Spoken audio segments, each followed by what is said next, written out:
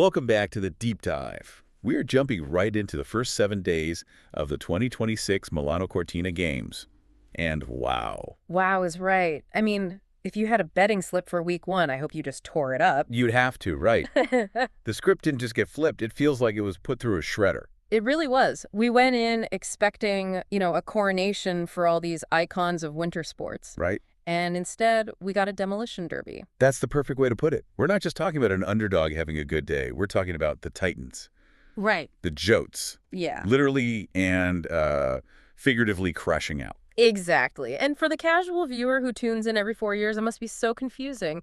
They're looking for their heroes, and they're not on the podium. Which is why we're here. Our mission today is to, well, try and organize this chaos. Because when you look at all the reports coming out of Cortina and Bormio, there are a couple of clear themes emerging. There are. The first one is this really violent changing of the guard in the judged sports like snowboarding and freestyle. And the other is the absolutely punishing nature of these Italian courses. Yeah, the home curse. We definitely Yeah. have to get into that. But let's start with the big ones, the blue ribbon events, Alpine skiing. Because for all the disasters, there was one performance that was just clinical. You're talking about the Swiss. I am Franjo von Allmen. Eh. If you're looking for the breakout star of week one, this is your guy. Oh, he was spectacular. And to really get the scale of what he did, winning gold in the downhill on day one and the Super G on day 5, you have to look at who he beat. Right. He didn't just win, he completely dismantled the whole narrative that you need decades of experience to win on the Stelvio. Well, and the Stelvio in Bormio is notorious for that. It's dark, it's icy. It's supposed to be the playground for veterans like Dominic Paris. Exactly. Paris has won there 6 times in the World Cup. The expectation for him to get gold on home snow was just suffocating. And you could see it. That pressure is a real thing. It's so tangible. He skied well, he got bronze, but he didn't have that reckless abandon you need for gold. He was managing the course. Von Allmen, he just let his skis run. And that brings up that home curse again.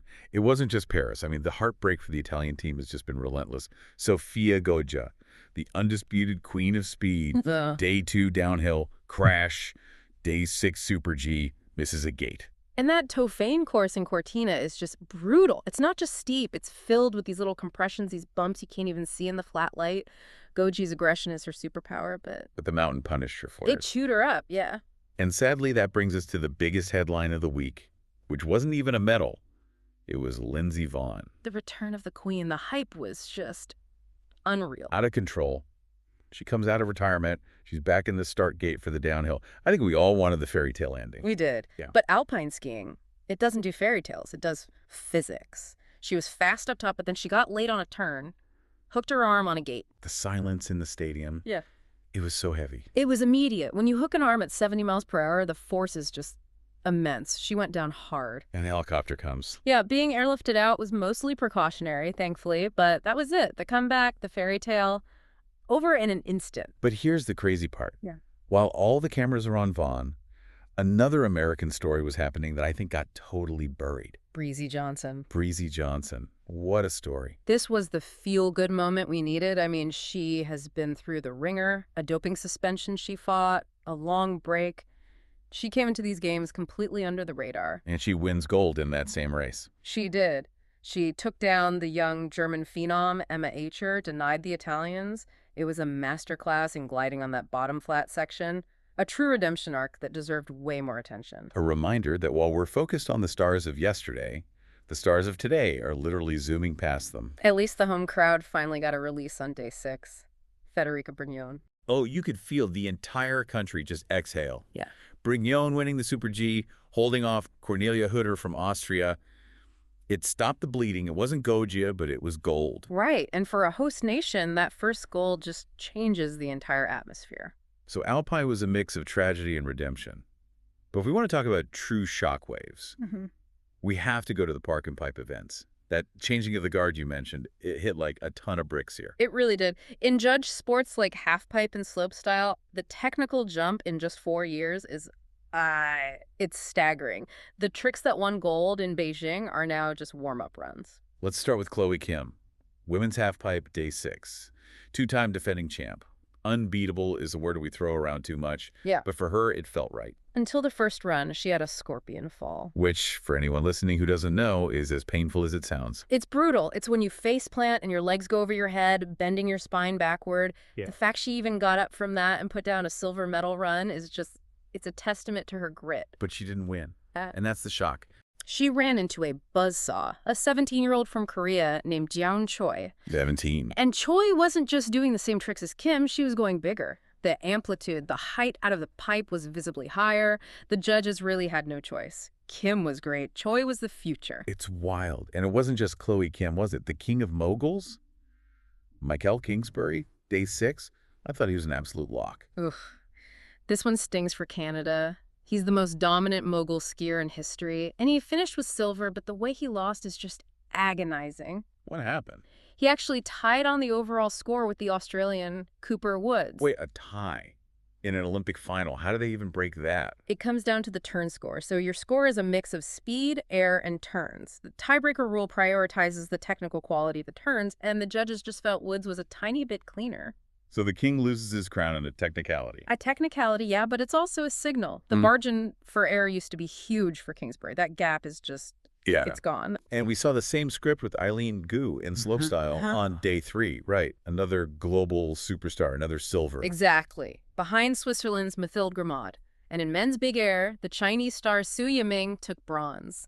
The unbeatable aura around all these superstars, Kim, Gu, Kingsbury, it was just shattered this week.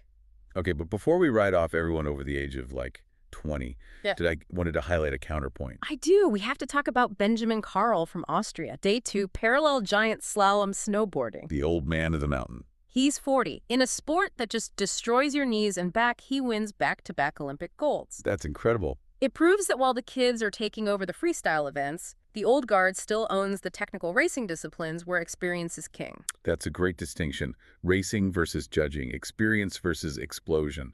Okay, let's move from the slopes to the tracks, the endurance events. And here we finally find a giant who refused to stumble. Johannes Husflat Klæbo, the Norwegian machine. Day 2 skiathlon. Day 7 sprint.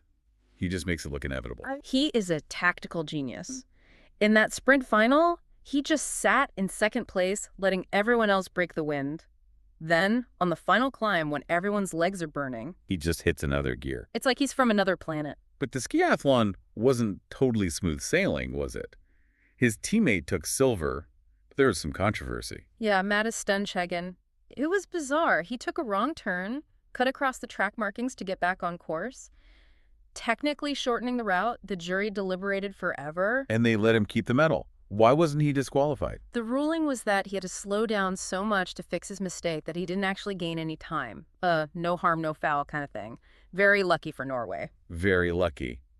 But while the Norwegian men celebrated, the American women ran into what you called the Swedish wall. It's the only way to describe it. Jessie Diggins was the favorite for the 10K freestyle, but the Swedes, Frida Karlsson and Ebba Andersson, they were just untouchable. Diggins fought hard for that bronze, but she looked gassed at the end. She did.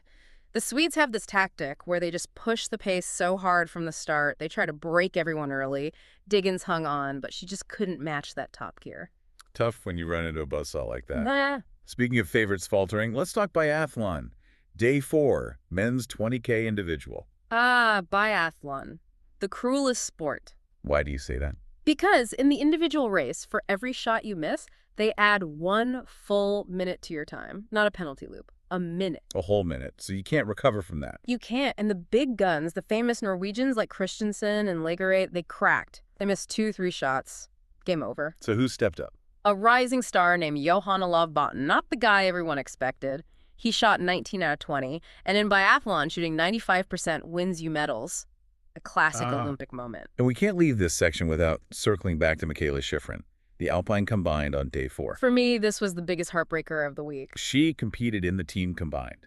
Breezy Johnson did her part in the downhill. Then it's Shiffrin's turn in the slalom, her house. Everyone expected a medal. And she skied well, that's the thing. She didn't crash, didn't make a huge mistake. But the snow was soft and sugary, and she couldn't generate her usual speed. 4th place. By 0.06 of a second. Oh, come on. 0.06. That is just agonizing. It is. To miss the podium by the blink of an eye, It just shows that even the greatest technical skier ever isn't immune to the variables. Okay, we've covered the snow. Let's hit the ice real quick. Luge, speed skating. What stood out? Well, in luge, order was finally restored. It was business as usual for the Germans. The German machine rolls on. It does. Max Langenhan in the men's, Julia Taubitz in the women's. And for Taubitz, that was huge redemption after she crashed while leading in 2022. The Italians and Austrians were right there, but German dominance in sliding is just a force of nature. But on the big oval, the Americans had a rough time. Brittany Bowe, Aaron Jackson, they missed the podium. They did. And we saw another home favorite fall in short track, the Italian legend Ariana Fontana. Oh, that had to hurt. To be denied a repeat gold on home ice by the Dutch powerhouse Zandra Velzebor, you could hear a pin drop. It just felt like home ice was more of a burden this week than a blessing. It really does. But let's end this on a high note. There was one American victory that felt like a lifetime in the making. Day 7, ice dance. Madison Chalk and Evan Bates. Finally. Finally. They have been chasing this for so long. They've been world champions, but the Olympic gold just kept eluding them. And in ice dance, it's so subjective, you never know. But this time, No doubt, their performance was mesmerizing. They got it. It felt good to see. it really did. It shows that while physical form can fluctuate, like we saw with Vonn or Shiffrin, mental fortitude and just peaking at the exact right moment, that's what defines a champion. So let's wrap this up. We've called it the week of chaos. Lindsey Vonn crashed. Mikaela Shiffrin, 4th. Chloe Kim, silver. Mikkel Kingsbury, silver. Eileen Goose, silver. That's a lot of hardware for athletes who we're talking about as if they lost, right? Exactly. So what's the big takeaway here? If all the heavy favorites are this vulnerable, what does that mean for week 2? I think it raises a really interesting question. We're listing off these silver medals as if they're failures. But these are silver medals at the Olympic Games, second best in the entire world. Right. But because these athletes have been so dominant for so long, anything less than gold feels like a loss. To us, and probably to them, I think we might be seeing the end of the superstar era. What do you mean by that? I mean that period where one athlete can just dominate a sport for an entire decade. You think the rest of the world has just caught up? I do. The baseline level of talent globally has risen so high. Look at the Korean teenager in the halfpipe. Look at the depth of the Swiss ski team, that the unbeatable champion might be a thing of the past. The giants aren't sleeping, they're just being surrounded. Wow. That is a fascinating thought. Okay. We aren't watching giants stumble. We're watching the rest of the world learn how to climb. Precisely. And for you listening, that's the lens to take into week 2. Don't just watch the favorites, watch the pack right behind them. Because that's where the hunger is. Well, week 1 was a wake-up call. Yeah. Week 2, I have no idea what's going to happen, but we will definitely be watching. Thanks for diving in with us. Always a pleasure. Make sure you tune in for our next deep dive, where we'll break down all the action from week 2. Until then, stay curious.